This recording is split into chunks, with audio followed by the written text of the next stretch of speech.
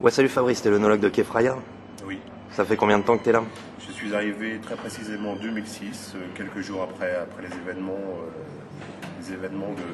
qui sont arrivés en fait à cette époque, et plus précisément en fait le 19 août pour commencer l'unification de 21. Ok, donc ça a été un petit peu vite quand même. C'était très rapide.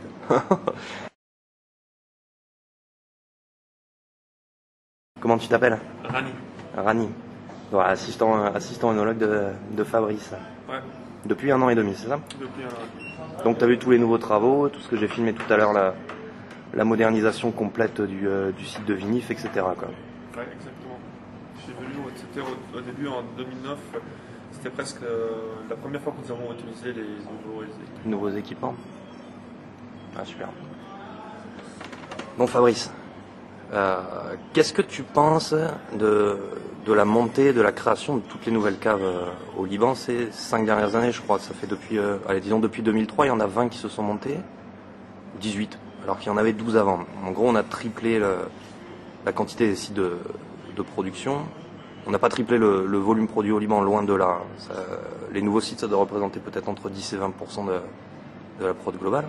Mais qu'est-ce que tu penses de tout ça, toi? Alors c'est vrai qu'en nombre en fait il y a eu une augmentation de 40% en fait du nombre de sites en fait produisant du bois au Liban, en majeure partie en fait représentés par de petits viticulteurs. Je trouve que c'est une très bonne initiative à l'échelle libanaise. Ça permet d'une part en fait de créer de la diversité et d'autre part en fait de démontrer que justement il y a un grand engouement pour en fait le vin libanais et sa viticulture. Ok. Donc en gros, c'est des gens qui sont plutôt passionnés, c'est plutôt un investissement. Je pense qu'on doit retrouver en fait différents profils sur différentes structures. Ne les connaissant pas par cœur, il est bien évident en fait que j'aurais du mal à pouvoir en fait en parler avec précision. Mais pour ceux qui sont sur l'ABK, c'est beaucoup plus en fait des histoires de passion que des histoires en fait d'investissement. Ok. En fait, c'est complètement lié à l'augmentation de la culture vin des Libanais, quoi. À mon avis, il y a de plus en plus de gens passionnés, de plus en plus de gens qui connaissent. Je pense qu'aujourd'hui, le fait que les vins libanais ont le vent en poupe a poussé certains passionnés ou peut-être certains investisseurs à miser en fait sur la production de vin au Liban. Ouais. Et donc, toi, tu dois les connaître un peu, tu as dû en goûter. Quel avenir tu donnes à ces entreprises-là? Aujourd'hui, je pense qu'il est prématuré pour prendre du recul en fait par rapport à cette réponse. Mais ceci dit, je pense que le seul salut que peuvent avoir en fait ces nouvelles structures, c'est de proposer de la qualité.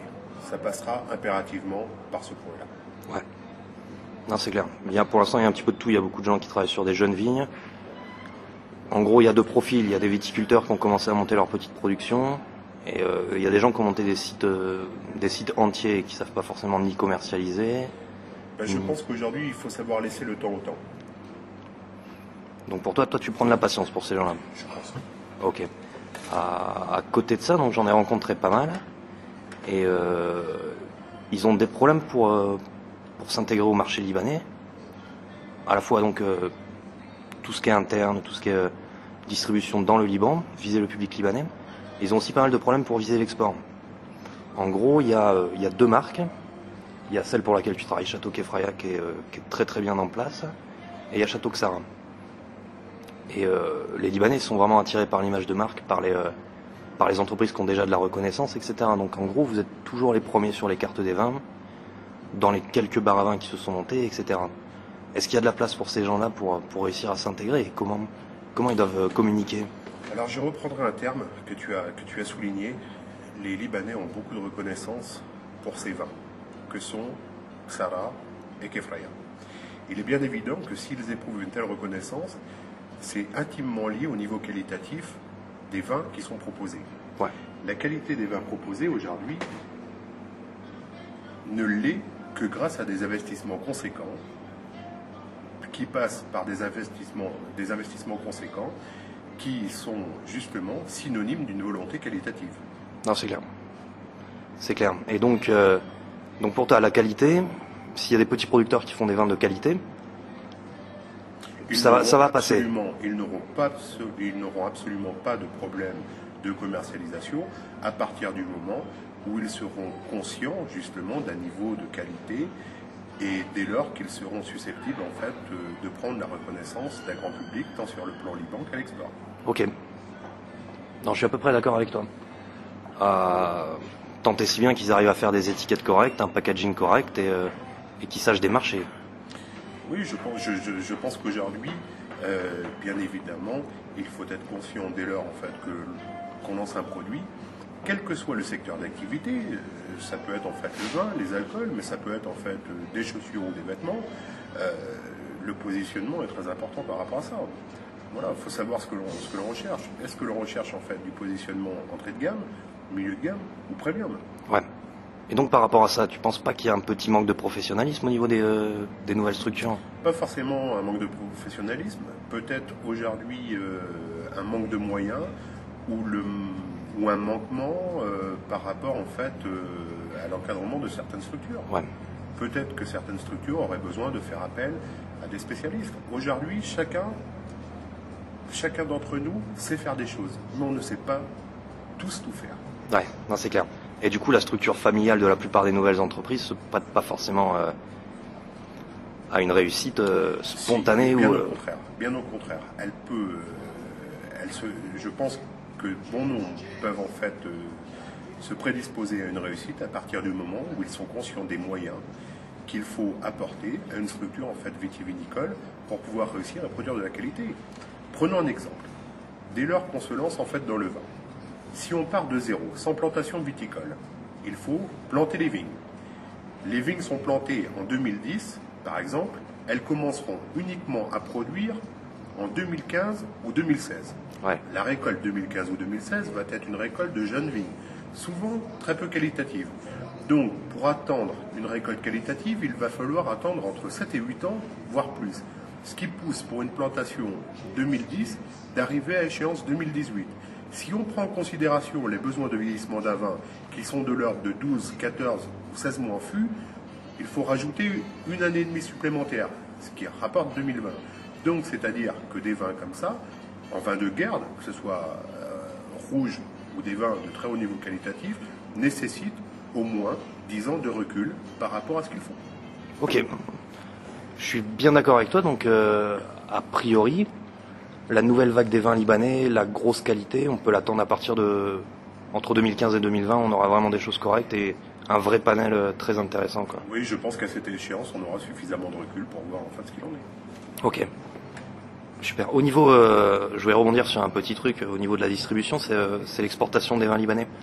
Il n'y a pas comme un problème, mais il y a... Bah si, en fait, je considère ça comme un problème, c'est que les vins libanais sont essentiellement distribués sur une niche, sur un marché très petit qui est la diaspora libanaise et les restos libanais. Alors qu'en fait, il y a pas mal de vins de très grande qualité. Du coup, peut-être on les juge pas forcément à leur valeur ou on les distribue pas sur les bons circuits. Et au final, les nouveaux producteurs, ils sont aspirés dans ces circuits-là de restos libanais, etc. Et ils ont du mal à en sortir. Est-ce que c'est des moteurs comme vous, comme Château Kefraya, qui doivent commencer à sortir de ce carcan-là pour développer vraiment les vins libanais? Je ne parlerai pas de carcan, je ne parlerai pas en fait de moteur, je ne parlerai pas en fait de réseau uniquement libanais. C'est vrai qu'aujourd'hui, bon nombre en fait de vins libanais sont vendus sur des réseaux libanais. Pour quelle raison? Il faut bien remettre en fait les choses à plat. Le Liban produit uniquement 7 millions de bouteilles par an. Si on prend l'exemple d'une production comme Israël, qui produit 10 fois la quantité, ils sont positionnés sur des marchés beaucoup plus internationaux et sur des réseaux de distribution très différents de ceux des vins libanais, parce qu'ils ont la capacité de produire plus. Donc, au niveau en fait saturation des quantités de vin, au niveau des distributeurs dits réseaux libanais, on n'est pas encore arrivé à ce niveau-là. Ouais. Donc ça signifie qu'il y a encore de la place pour ça. Okay. Et je pense qu'il faut savoir utiliser toutes les opportunités et justement le fait d'avoir ces nouveaux producteurs aide justement à pouvoir augmenter la production des vins libanais dans son ensemble, créer une synergie totale en fait de groupes dits libanais sans pour autant parler de marque pour pouvoir un jour arriver à mieux se faire connaître au niveau de la planète. Ouais. Attends, je vais te déranger encore 2 minutes parce qu'il y a ton déjeuner qui arrive. Et donc toi, tu as eu une initiative que j'ai trouvé super intéressante. Tu as créé un nouveau vin rosé qui s'appelle Mist. Super bouteille, packaging nouveau monde, on dira. Techniquement très bien fait. C'est au point, rapport qualité-prix nickel. Et du coup, tu fais un gros succès avec ça. Et au final, il n'y a pas vraiment de vin rouge libanais ni de vin blanc libanais qui sont sur ce secteur. Donc comment tu as eu cette idée et est-ce que tu penses élargir ça sur d'autres produits? Alors, au niveau en fait de la création du Mist, pour faire un bref historique, jusqu'en 2007, nous avions en fait uniquement un seul rosé d'entrée de gamme. Je pensais qu'il fallait en fait peut-être étoffer plus la gamme en y incluant un rosé en fait d'une qualité supérieure, donc qui était le Mist. Et le fait de pouvoir justement créer en fait cette diversité a été justement le synonyme en fait de succès. Au niveau, tu me posais la question au niveau en fait des rouges. Ouais, mais est-ce que c'est le goût de Mist ou c'est plutôt son packaging qui font la réussite? Aujourd'hui, il faut savoir que dans une belle bouteille, on ne peut pas mettre un mauvais produit. Ouais. Donc, je pense que j'ai très bien répondu à la question par rapport à ça. Donc pour toi, c'est l'ensemble. C'est un ensemble de produits choses, de qualité. C'est un ensemble de choses qui permet justement de ne pas faire en fait de one shot. Aujourd'hui, si un consommateur on lui propose une très belle bouteille, très marketée, avec un produit qui n'est pas à la hauteur, il ne reviendra pas sur son achat. Ok. Mais si, à l'inverse, on a une très vilaine bouteille avec un très bon produit dedans, la bouteille, je dirais mal réalisée sur un plan marketing, ne déclenchera pas l'acte d'achat. Ce qui signifie qu'il faut absolument les deux côtés pour parvenir à la clé du succès. Plus le fait que tu aies visé un public jeune avec ce produit-là et que ça ait marché. C'est un ensemble de choses. Aujourd'hui, le Mist est un produit frais, facile à boire, un produit en fait où on a su jouer justement en fait, sur les équilibres et arriver à peut-être proposer quelque chose de très différent par rapport à ce qui existait en fait. Ouais. Bah écoute, merci Fabrice. Je t'en prie. Et bravo. Merci. Ciao.